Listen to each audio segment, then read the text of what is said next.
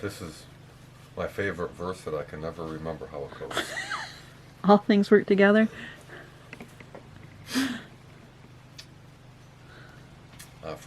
From Romans 8:28, we know that all things work together for good to them that love God. Oh, I can never ever remember that verse. Never ever. Never ever. Never ever. In Romans 8:28, we know that all things work together for good to them that love God. Upon some point, a believer is absolutely sure. He knows, for instance, that God sits in the stern sheets of the vessel when it rocks most. He believes that an invisible hand is always on the world's tiller, and that wherever providence may drift, Jehovah steers it. That reassuring knowledge prepares him for everything. He looks over the raging waters and sees the Spirit of Jesus treading the billows. And he hears a voice saying, "It is I, be not afraid."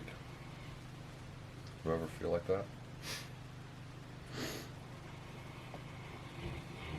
Knowing that God is in control? Sometimes. Do we ever get caught in the storm and go, Where are you, Lord? "What's going on?" More often. May Abby John. Sorry, Abby. That's the flesh. That's why.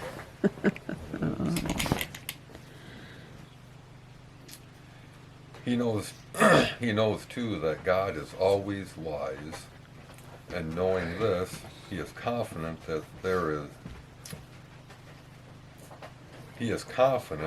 can be no accidents, no mistakes, that nothing can occur which ought not to arise. He can say, if I should lose all I have, it is better that I should lose than have.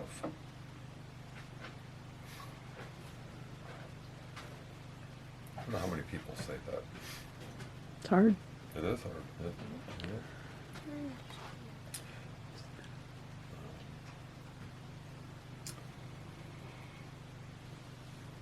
If I should lose all I have, it is better that I should lose than have, if God so wills. The worst calamity is the wisest and the kindest thing that could befall to me if God ordains it. We know that all things work together for good to them that love God. The Christian does not merely hold this in a theory, but he knows it as a matter of fact. Everything has worked for good as yet. The poisonous drugs mixed in proper proportion the poisonous drugs mixed in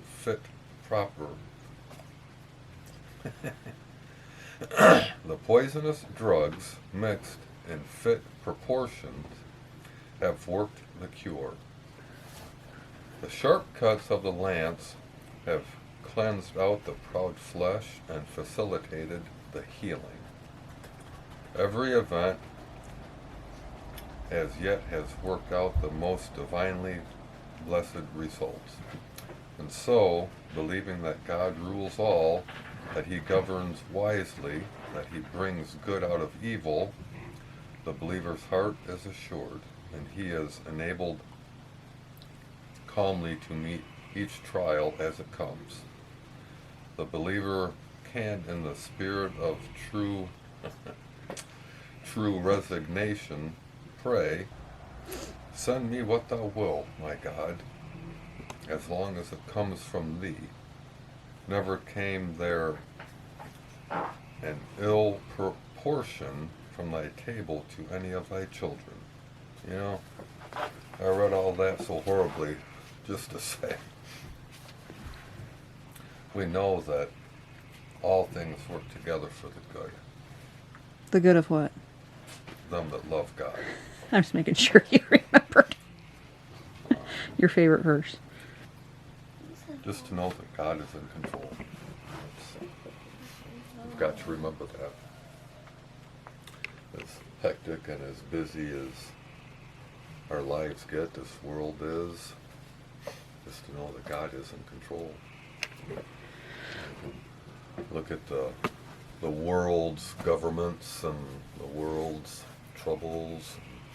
Speaking of hectic and busy, when are we starting our preaching revival?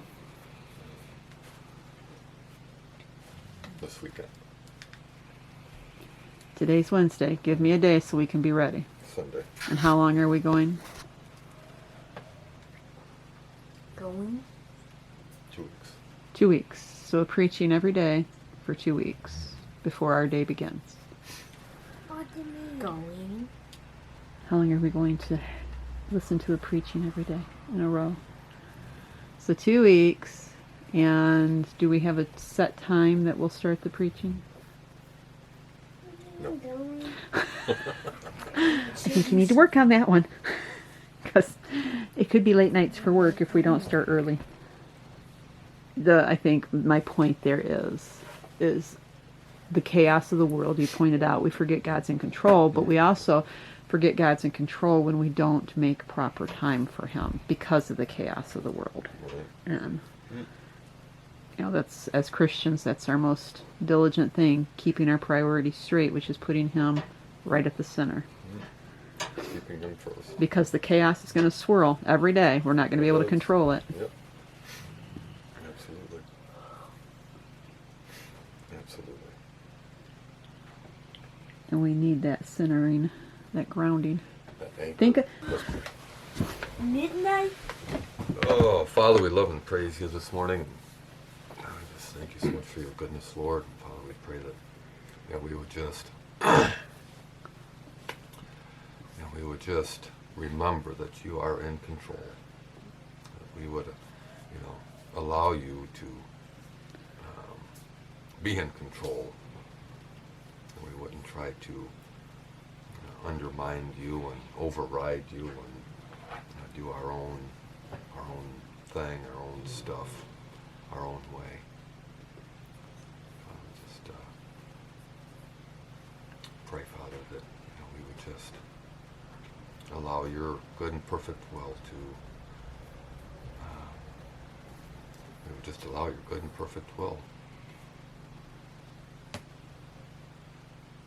Father, we give you the praise and honor and glory today. In your high name we pray. Amen. Amen.